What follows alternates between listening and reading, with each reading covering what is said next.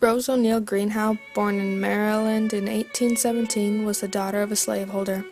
Her father was murdered by one of the household slaves, and this is believed to be the first moment in which Greenhow began to oppose the abolishment of slavery.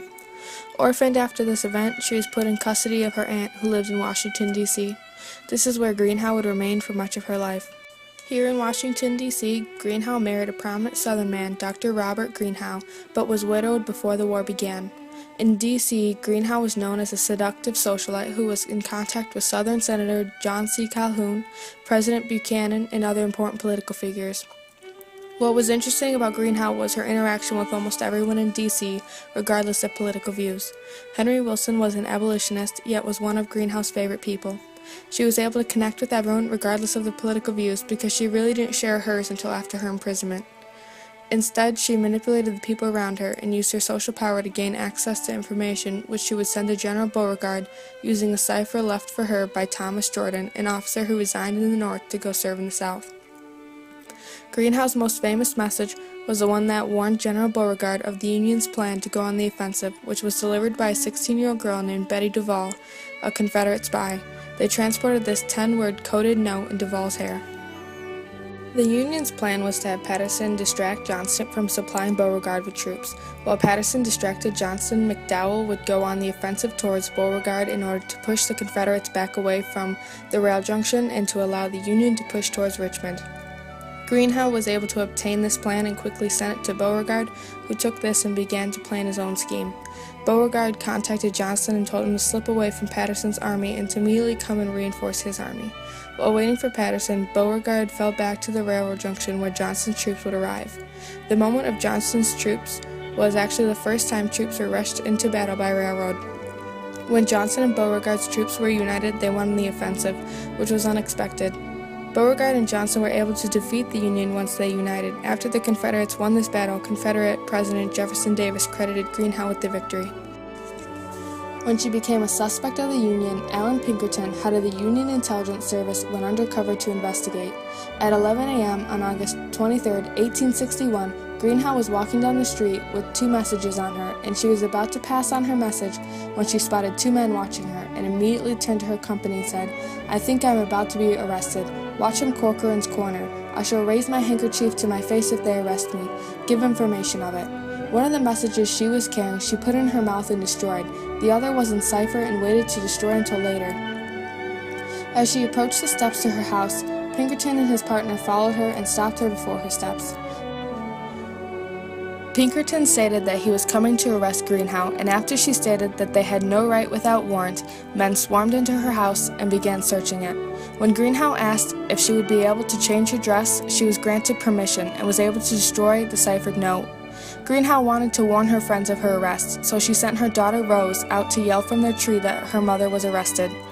But she was also dragged back into the house. Unfortunately, another spy, Mrs. Mackle, was also arrested but put in Greenhow's house, so they continued to work. During the night, Greenhow collected important papers and books. Greenhow was treated with decency during the 7-day occupation, according to a northern source, but according to her letter, "It is my sad experience to record even more revolting outrages than that, for during the first days of my imprisonment, whatever necessity forced me to seek my chamber, a detective stood sentinel at the open door, and thus for a period of 7 days I, with my little child, was placed absolutely at the mercy of men without character or responsibility. That during the first evening a portion of these men became brutally drunk and boasted in my hearing of the nice times they expected to have with the female prisoners, and that rude violence was used towards a colored servant girl during that evening, the extent of which I have not been able to learn. For any show of decorum afterwards was practiced toward me, I was indebted to the detective called Captain Dennis. During that occupation, the service wanted information so bad that one of the men had intercourse with the maid in order to try and get information. He was unsuccessful. Greenhow continued to have contact with the South through her detainment, though, through her visitors that were permitted in the house. After her detainment in the newly named Fort Greenhow, she was moved to Old Capitol Prison with her daughter. Here she was miserable, and in her letter to Honorary William H. Seward, she speaks out about how her rights were supposedly violated. She says, "In the careful analysis of my papers, I deny the existence of a line I had not a perfect right to have written or to have received. Freedom of speech and of opinion is the birthright of Americans, guaranteed to us by our Charter of Liberty, the Constitution of the United States. I have exercised my prerogative and have openly avowed my sentiments." She faced trial after some time in prison and was exiled to the South, where she was warmly welcomed because she had already had a legacy there. She continued to work for the South in Europe, gaining foreign support.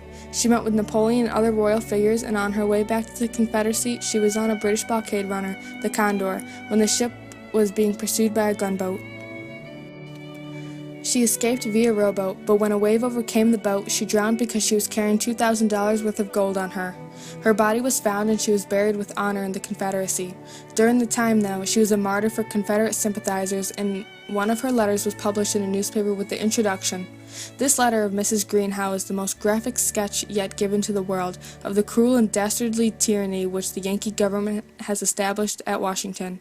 The incarceration and torture of helpless women and the outrages heaped upon them, as detailed in this letter, will shock many natures, and stamp the Lincoln dynasty everywhere with undying infamy."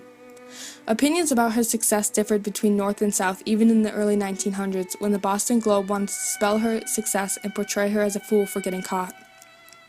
How people view Rose O'Neal Greenhow has fluctuated over time based much on perspective on the Civil War. It can't be denied that Rose O'Neal Greenhow was seductive and manipulative, but it can be considered that she was extremely intelligent and devoted to her cause, regardless of if that cause was honorable.